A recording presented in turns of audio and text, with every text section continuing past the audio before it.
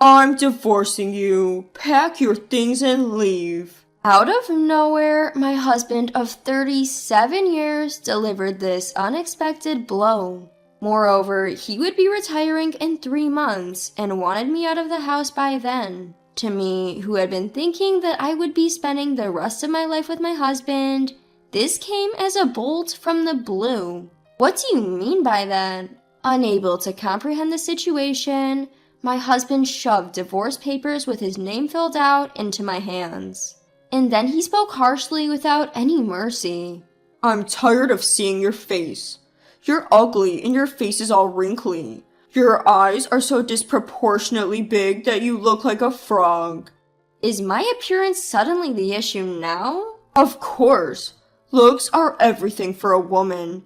Just as you would throw away an old rug, I'm throwing you away. I can't believe it. As a homemaker who had always depended on her husband since our marriage, I had no means to survive if abandoned.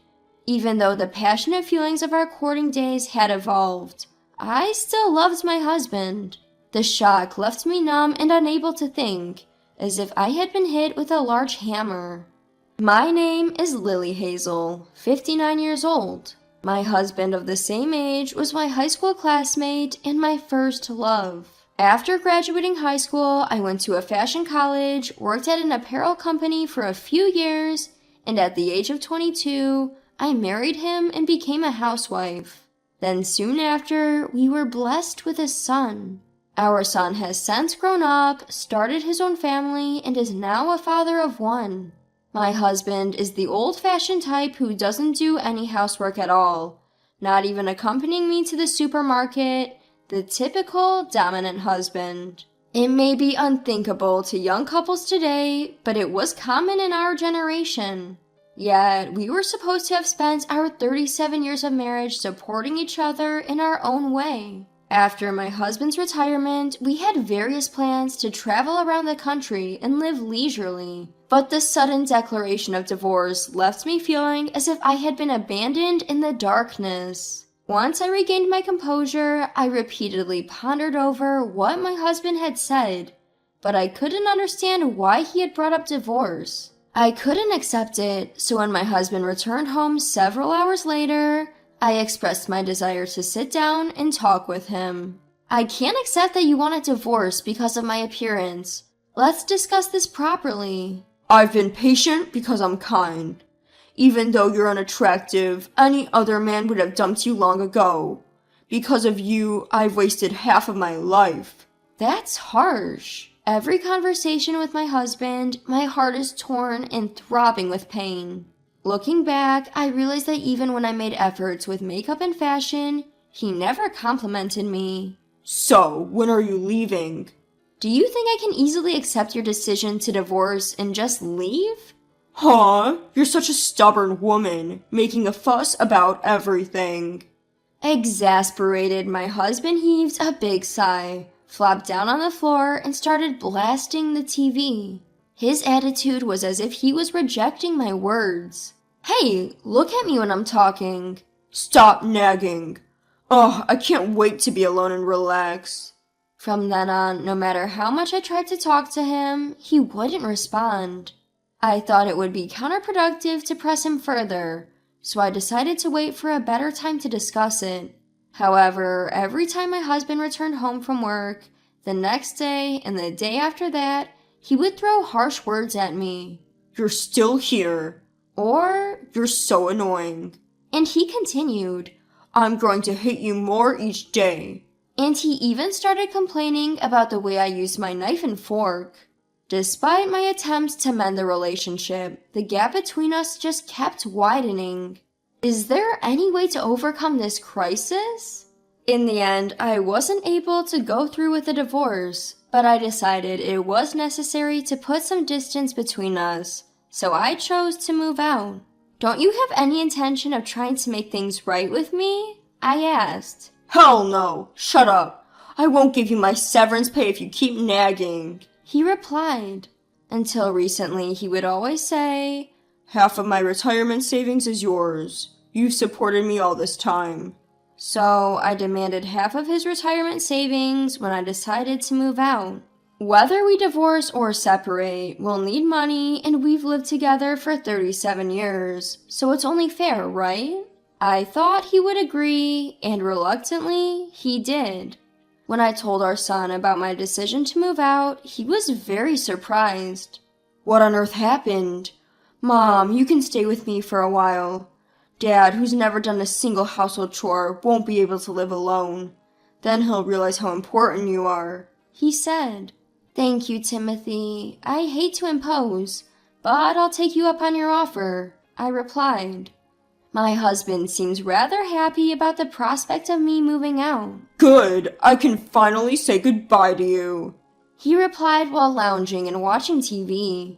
On the morning I decided to leave, I was packing my bags, holding back a bitter sorrow. Then, my husband returned home with a young woman in her 30s. Oh, you're still here? He grumbled. I'm just about to leave. And who might she be? I asked. My husband, grinning, pulled the woman closer by the shoulder and said, This is my new wife, Julie. She's like my brand new rug. So this is why he was so eager to divorce and insulted me, calling me ugly. Upon learning this, any lingering affection I had for him vanished. So that's how it is, I muttered. So, I'll be giving your share of the retirement savings to my new wife, he announced. That's not what we agreed on. You promised, I protested. That was then, this is now. Don't you understand that circumstances have changed? He replied, a mocking tone in his voice. The woman, joining in on his fun, smirked at me and said, Dumped women are pathetic, aren't they? I was furious, but staying there would only make things worse. I get how you feel. You can give her the retirement savings, but you'll regret it, I warned. I wanted nothing more than to leave this place and this man as quickly as possible. I won't regret anything, damn fool, he replied. Maybe he was right. Maybe I was the fool for trying so hard to mend our relationship. I pulled out the divorce papers that I had been unable to sign up until then, quickly filled them out, and left them on the table. A bond between husband and wife that lasted 37 years? Was it really so easily broken? I left our home with a heavy heart, only to find my concerned son, Timothy, waiting for me in his car. I've been waiting for you. Dad was with an unfamiliar woman, he said. That's his new wife, I replied. He was cheating? I can't forgive him. An angry Timothy tried to rush into the house, but I stopped him. It's all right. Let's forget about people like that. More importantly, I'm sorry if I worried you. Thanks to you, I was saved. This is how I ended up staying at my son's house. My daughter-in-law had not only prepared a room for me to make me stay comfortable, but she also said, Lily, feel at home here. My grandchild also greeted me with a smile, saying, We've been waiting for you, Grandma. The kind considerations and words made me shed tears that I had been holding back. Thank you so much. I'll return the favor one day. 3 months after starting to live with my son, his wife, and my grandchild, my ex-husband unexpectedly ambushed me in front of my son's house. He's a huge problem. Julie's gone, along with my retirement money. Julie? Ah, your new girlfriend. What am I going to do? I'm also being chased by debt collectors. Really? Why? He seemed desperate as he spoke, his voice trembling. Her mother has heart disease, and they said they need $100,000 immediately. So, I borrowed the money and paid it before my retirement money came in. You believed that? I couldn't help but laugh at the absurd story. This isn't a laughing matter. I'm in trouble because I thought I could repay the debt with my retirement money, but now I don't have it. Wasn't your retirement supposed to be around $220,000? Why don't you have it? Well, I was so happy on the day it was deposited, I withdrew all of it from the bank account and took it home. Then I had a drink to celebrate and accidentally fell asleep. And when I woke up, the money was gone. Are you serious? Who's the idiot here? Don't say that. Coming to me for help now isn't going to solve anything. That's why I warned you. I decided to hit him with the truth he probably didn't know. I saw this coming. Julie is a habitual shoplifter, you know. I actually met her once. 2 years ago, she ran into me while being chased by a loss prevention officer at the supermarket. At that moment, a staff member came and caught her because I had accidentally grabbed her arm. I later heard from the supermarket that she was a habitual shoplifter. Why didn't you tell me? When you kicked me out of the house, you said you wouldn't regret it. The one who said no regrets was you. After all, you were the one who suddenly decided to divorce me near your retirement. I had no obligation to tell you anything in detail. He was dumbstruck and collapsed. My ex-husband, who never went grocery shopping, would naturally not have known about her true identity. What should I do now? First, you need to pay me alimony. I smiled sweetly at him as he looked up at me pitifully. Why? I don't have to pay you. It's been 3 months since you found out about my affair, and I'm broke. You seem to be misunderstanding. You can claim alimony for an affair up to 3 years after the divorce. My ex-husband, who was mistaken about the 3-month period, started making excuses as he scratched his head when he heard my correction. I intended to marry my new girlfriend, but we haven't filed the marriage certificate yet, so it's not an affair. Alimony is invalid. Too bad. Trying to somehow talk his way out, he was talking nonsense without realizing it, so I showed him a picture on my cell phone. You know, the day I left the house, my son, who was waiting outside, took a picture of you and Julie getting cozy together. You can't deny it now. Too bad. Damn it! Looking down at my ex-husband, who was crouching in a pathetic manner, I hit him with even more reality. And make sure you pay the division of property properly. I'll expect exactly half of your retirement money. What? Why? Besides, I received the retirement money after we divorced, so it's not yours, right? Listen, the division of property refers to the wealth that we've acquired through our mutual effort during our married life. In your case, you were already set to receive a retirement payout of $220,000 from your company before our divorce. So that falls under the division of property. If you want to argue, I'm ready to take it to court. This was the first time I had ever rebutted my husband in such a strong tone. He was taken aback. All he could muster was a groan of pain. He seemed unable to form coherent words. From now on, my lawyer will be in touch. Don't ever come back. As I tried to return to my son's house, my ex-husband clung to me. How can you live without me? Please, come back with me. No matter how much I tried to shake him off, he kept tugging at my hand. My son, noticing the commotion, came out of the house and pulled him away. Don't touch my mom with your filthy hands. Shut up, Timothy. I'm talking to your mom. Let's get married again. Enough! You must be sick of seeing my face. I remember you said I looked like a frog with a wrinkly face and disproportionately large eyes. Despite my stern rejection, he tried to forcefully hold my hand and speak in a pompous tone. That was a joke. You're just pouting, aren't you? Come back to me. I'll at least provide food. How could he say that so confidently after all the pain he had caused me? Moreover, how was this debt-ridden man going to support me? I wish he'd give the jokes a rest. Annoyed, I vigorously shook his hand off. I've had enough. Don't worry about me. I'm earning my own money now. Don't lie. What can you do? You've been a homemaker all your life.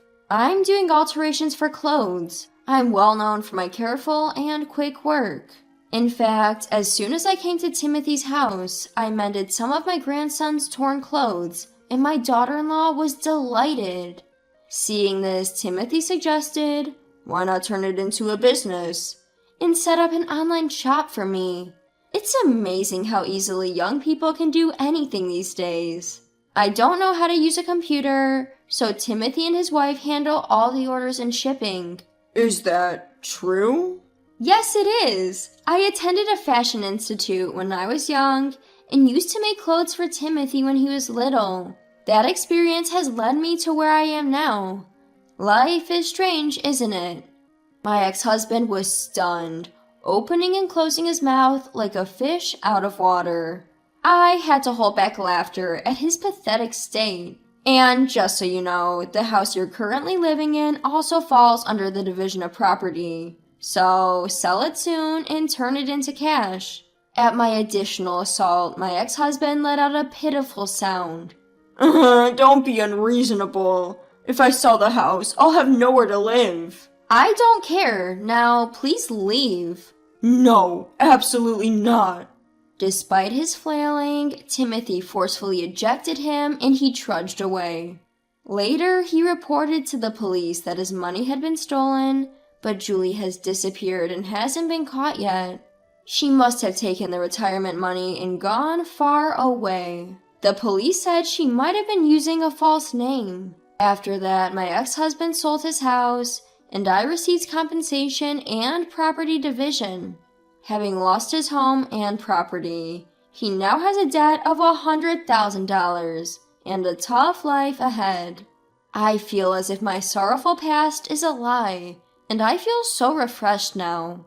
And to top it off, when I was looking for an apartment to live alone and avoid burdening Timothy and his wife, my daughter-in-law asked me to stay with them forever. I am so blessed. Thanks to them, I am living a joyous life, surrounded by my son, his wife, and my grandchild. Next month, we're planning a family vacation and I'm already excited. From now on, I'm going to be very happy.